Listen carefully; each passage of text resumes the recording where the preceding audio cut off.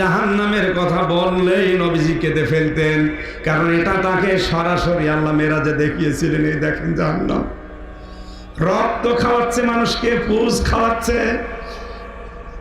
বিশ্ব নবী বলেন, ভাই জিবরাইল এগুলো কি? ফেরেশতা বলে, হে নবী, এগুলো আপনার উম্মতের ভেতরে তারা যারা দুনিয়ায় সুদ খায় আর ঘুষ খায়। এ বাংলাদেশে এসে সুদ নেই, ঘুষ নেই। ঘোষ আছে মানে কোর্টে যাবেন, কোর্টের ইট পর্যন্ত ঘোষ চাই। এই ঘোষের কারণে আজ লক্ষ লক্ষ মামলা জজ court, CMM court, high court, magistrate court, supreme কোর্টে পড়ে আছে শুধু ঘোষের কারণে।